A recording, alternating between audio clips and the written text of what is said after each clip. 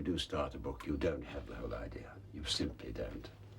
It all grows at the desk.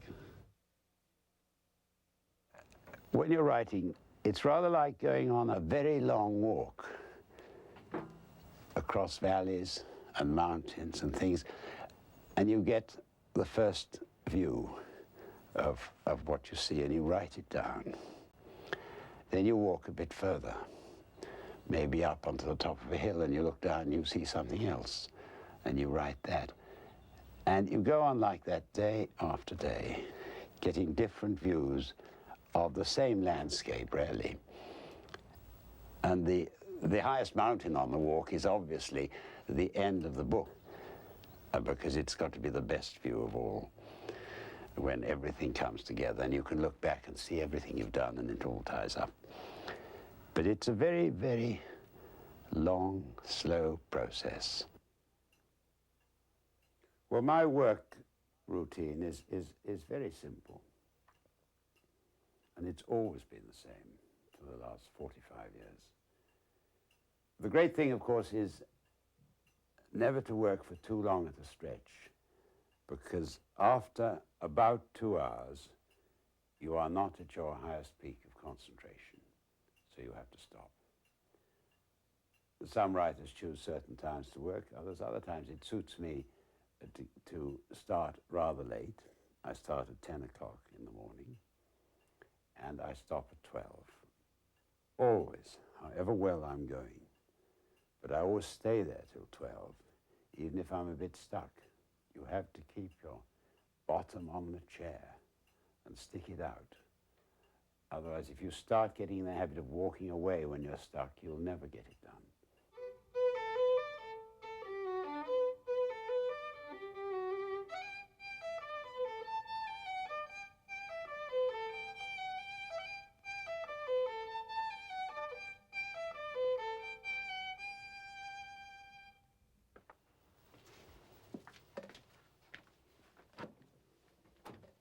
Sitting in a comfortable chair like this with a comfortable place to work probably arose from the fact that my back was badly hurt when I was shot down in an aeroplane in the war.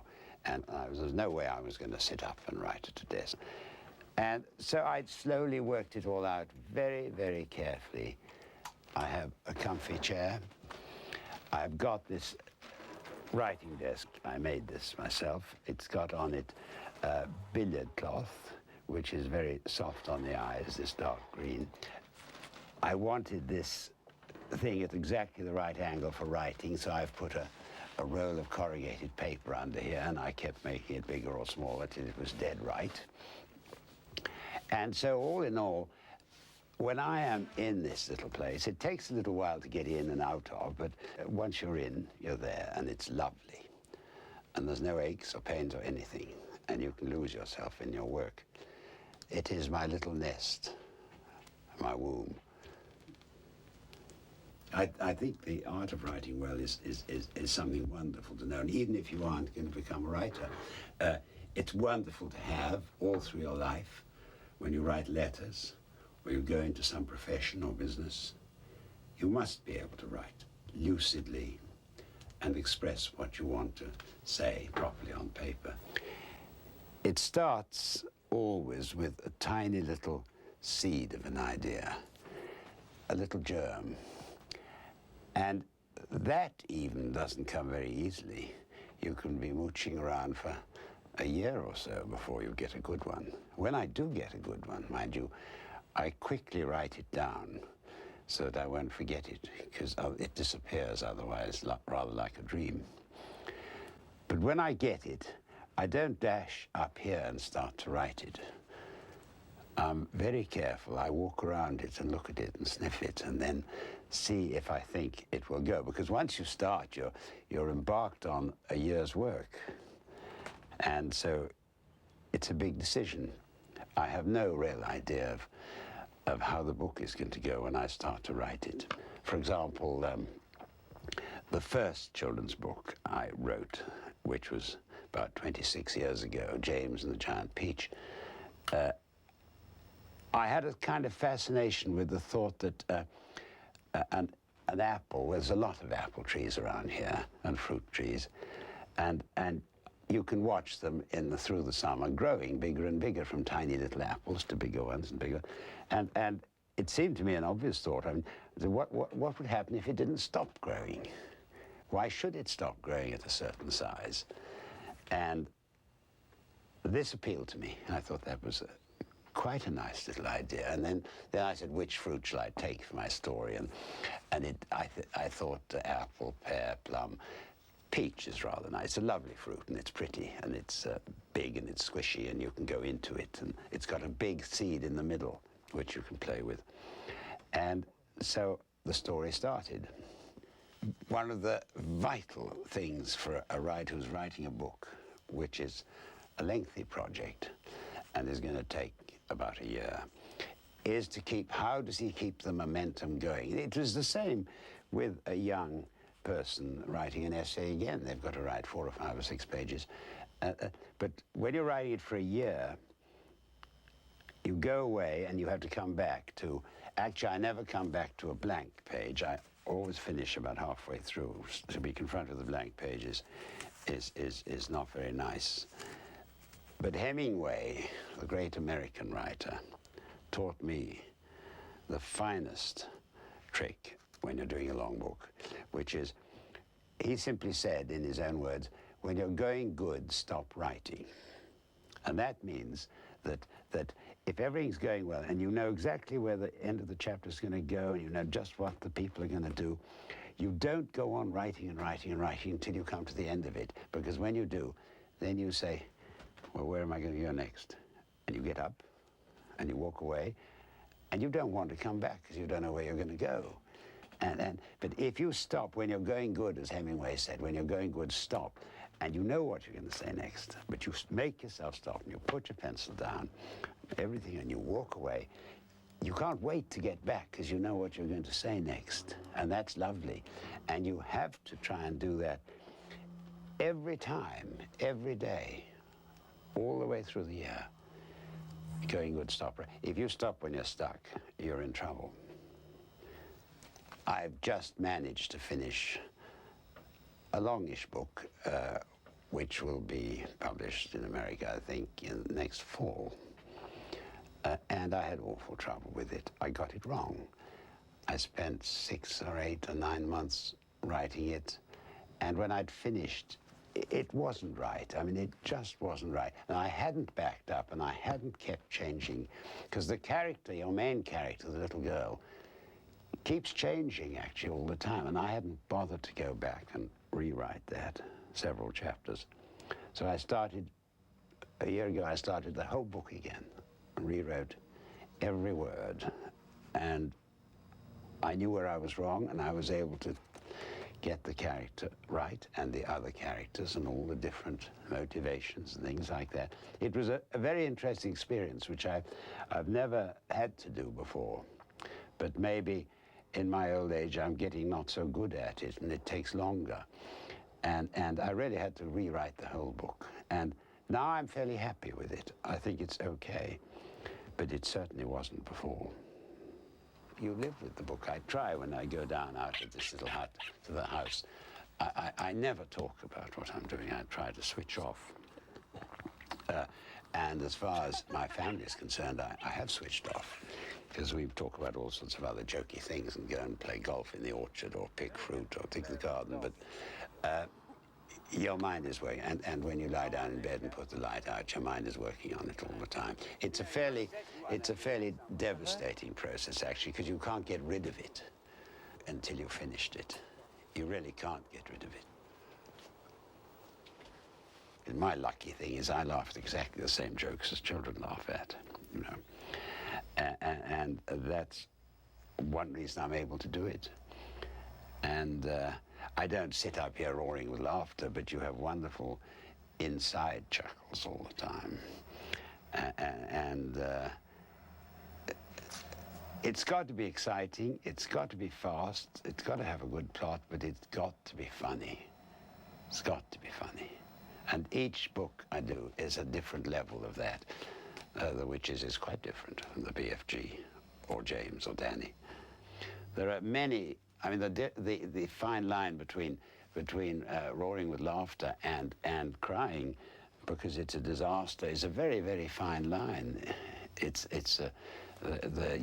see a chap slip on the banana skin in the street, and you roar with laughter when he falls slap on his backside. But if in doing so you suddenly see he's broken a leg, you very quickly stop laughing, and it's not a joke anymore.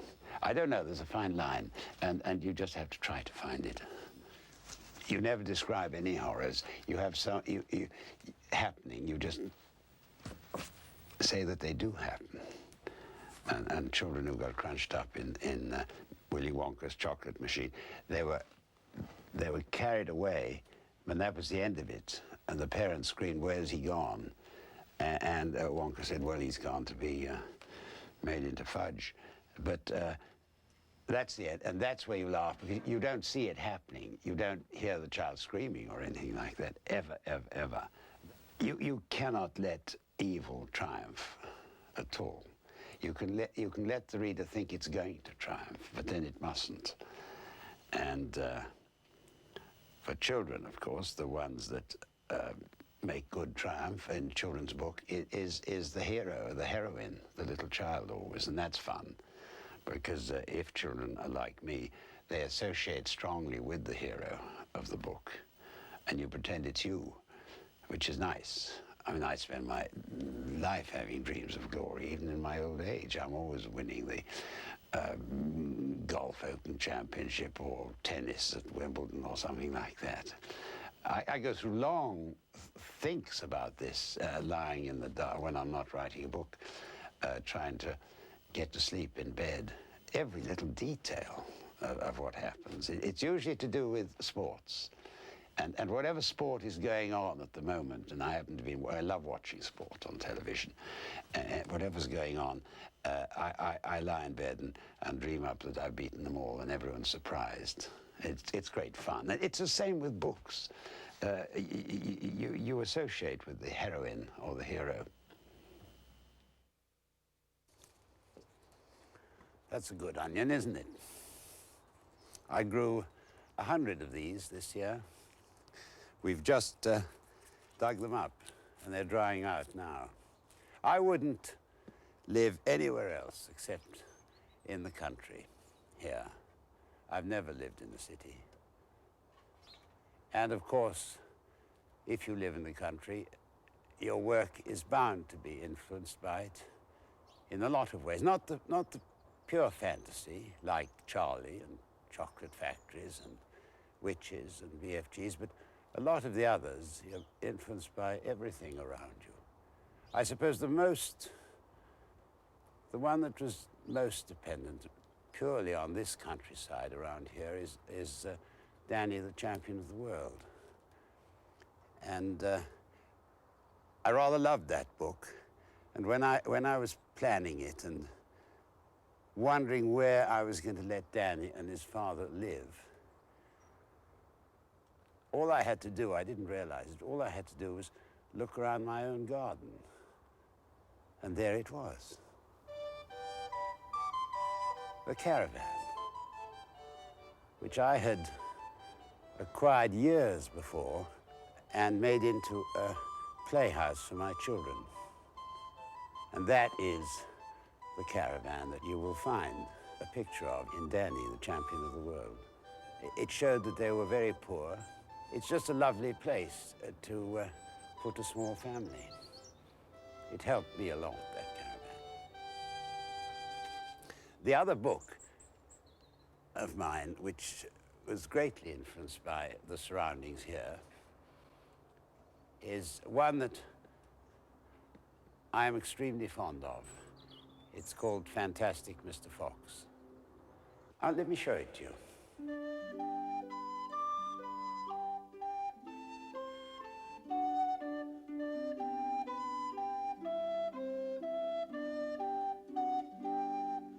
This is the tree underneath which I set the story of Fantastic Mr. Fox originally. Mr. Fox used to live under the roots of this tree, and he made a burrow all the way down this lane to the village. And then from there he would make tunnels going up into the various shops in the village. But this is a beech tree, and it's got to be 500 years old. It's right at the very top of our own orchard. I love it. Right, Wendy. What have we got today? Well, we've got the most fantastic thing from Spain. I think it's Barcelona. That's Catalan, isn't it? Yes. Which book is it? It's all the books. Well, a lot of them anyway. They've done so much. That must be the class. It's amazing. It is marvellous. Do these little things open? Yes, they do. They lift, yeah. It's one class of little chidlers in Barcelona. We've got, we must... Right at the back, if you go right through, they've done James, if we can find it. James and the Giant Peach. Look at this. Oh, wonderful. Over New York. Yes, with all these... takes a bit of doing, you know. Yes. It's beautiful, isn't it? Full marks to the teacher and the children. Absolutely.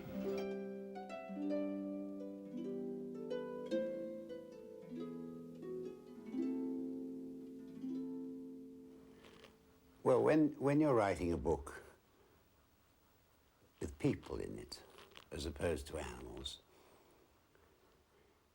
it is no good having people who are ordinary,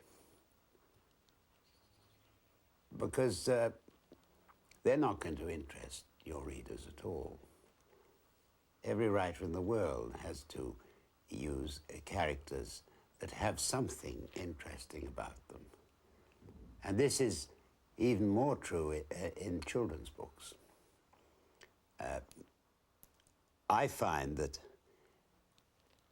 the only way to make my characters really interesting to children is to exaggerate all their good or bad qualities. And so if a person is nasty or bad or cruel, you make them very nasty, very bad, very cruel. And if they're ugly, you make them extremely ugly. That, I think, is fun and makes an impact. I once heard a famous writer saying, I study people for their tiny little peculiarities, and I use it in my books. A man may have a habit of scratching his ear or twitching his eye or something like that, and those are little things that you have to put in to start with. And then you must describe their rotten teeth or their lovely teeth and their crooked noses and or their nice noses, and every little detail is important when you're describing a person, because after all, they've only got, when you're writing it, they don't have an illustrator to help you, and you shouldn't rely on that anyway. The reader has got to picture the person, and that's the art you've got to develop in using your words when you're writing a story. This is my village of Great Missenden, where I've lived for years and years, and this is the only street in it. And obviously I've set quite a few of my books in here. I used it particularly for the beginning of the BFG, and over there is the orphanage where Sophie lived. Along this sidewalk here, she saw the BFG walking in the dead of night, and looking through these upstairs windows. What amazes me, Sophie said, is how you ever learned to write in the first place. Ah, said the BFG. I was wondering how long it is before you was asking me that. But considering you never went to school, I think it's quite marvelous, Sophie said. How did you learn? One night, he said, I was blowing a dream through a window, and I seized this book lying on the little boy's bedroom table. I wanted it so very badly, you understand, but I was refusing to steal it. I would never do that. So how did you get it? Sophie asked. I borrowed it, the BFG said, smiling a little. Just for a short time, I borrowed it. How long have you had it? Sophie asked. Perhaps only about 80 years, the BFG said. Soon I shall be putting it back. And that's how you taught yourself to write? Sophie asked him. I is reading it hundreds of times, the BFG said, and I is still reading it and teaching new words to myself and how to write them. It is the most scrumdiddly-umptious story. Sophie took the book out of his hand. Nicholas Nickleby, she read aloud. By Dahl's Chickens, the BFG said. Chopper, what do you think of that? You remember what I told you before, which was that starting to write a book is like starting to go on a long journey. And you never know what you're going to find around the corner. Well, I've got to go on another one now. Another long journey. And I don't know what I'm going to find at the end of it.